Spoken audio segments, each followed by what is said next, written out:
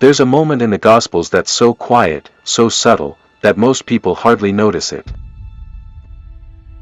Jesus is in the temple when the religious leaders bring a woman before him.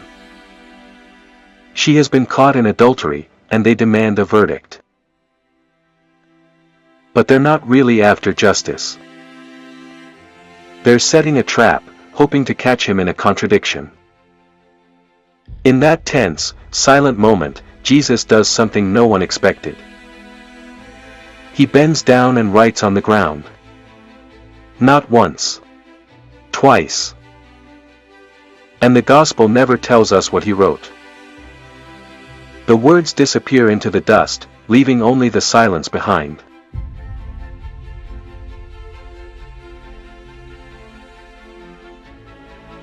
The law was clear.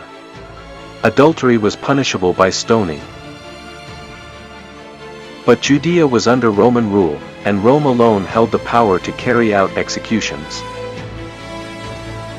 If Jesus said, "Stone her," he would defy Roman authority. If he said, "Let her go," he would appear to break the law of Moses. Either answer could destroy him. So instead of speaking, he bends down and writes in the dust. The crowd waits. The stones are still. Silence stretches across the courtyard, broken only by the faint shifting of dust in the sunlight. This is the Son of God. His words are preserved across 4 Gospels, every sermon, every parable, every debate. But his only recorded act of writing is left unexplained. No record of the words. No letters preserved. Only the dust he touched. It disappears under the feet of the crowd. Erased by time, by wind, by the slightest movement. And yet, that silent act holds the power of 1,000 spoken words. Some scholars believe that Jesus wrote the sins of the accusers, one by one. Their secret failings, their hidden guilt, laid bare in the dust beneath them. And as they looked down, the weight of their own conscience began to press upon them. The first stone dropped. Then another. And one by one, the accusers walked away, leaving only Jesus and the woman standing in the courtyard.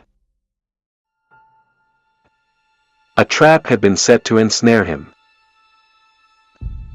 Instead, it revealed the hearts of those who tried to judge. There is another possibility. In times of oppression, when open study of the law was restricted, some teachers are said to have written scripture in the dust. The words could be traced quickly, and erased just as quickly. Hidden from hostile eyes. If that tradition lies behind this moment, then Jesus is not delaying. He is teaching. He bends to the ground, not in defeat, but in quiet authority. The dust becomes his parchment. The courtyard becomes his classroom. The law is no longer a weapon in the hands of accusers. It rests instead beneath the hand of the one who understands it fully. In that simple act, the ground itself bears witness. Others hear an echo from the prophets. The words of Jeremiah. Those who turn away shall be written in the earth. If Jesus is invoking that scripture, then his silence carries weight. The accusation shifts. The focus changes. The judgment does not fall on the woman, but on those who claim the authority to condemn her. Their confidence begins to falter. Their certainty gives way to conscience. And the dust beneath their feet becomes a mirror, reflecting what they would rather not see. At last, Jesus rises. The courtyard is still. Stones lie scattered on the ground. And he speaks. Let him who is without sin cast the first stone. The words settle into the silence. No argument follows. No debate. Only the quiet sound of surrender. A stone falls. Then another. And one by one, the men who came to condemn walk away. What began as a trap has become a revelation. Not of the woman's guilt, but of the human heart. And in the center of the courtyard now stand only two figures. The accused, and the only one who has the right to judge. The courtyard is almost empty now. Only two figures remain. The woman, still standing where they left her. And Jesus. No crowd. No stones raised. No voices demanding judgment. He looks at her. Not with accusation. Not with suspicion. But with clarity. Woman, where are they? She glances around.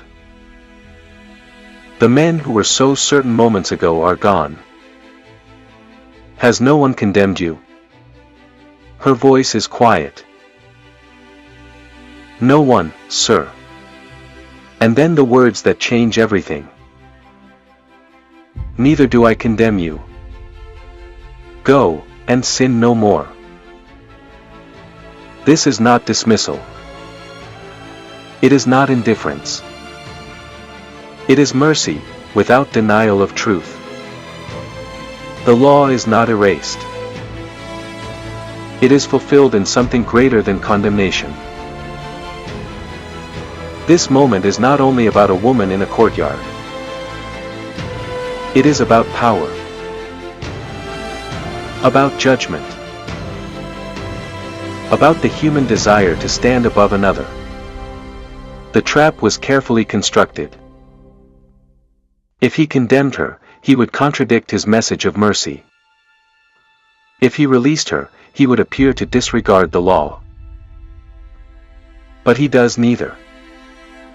Instead, he turns the mirror outward. The law is not abolished. It is internalized. The accusers leave because they recognize something deeper than legal argument. They recognize themselves.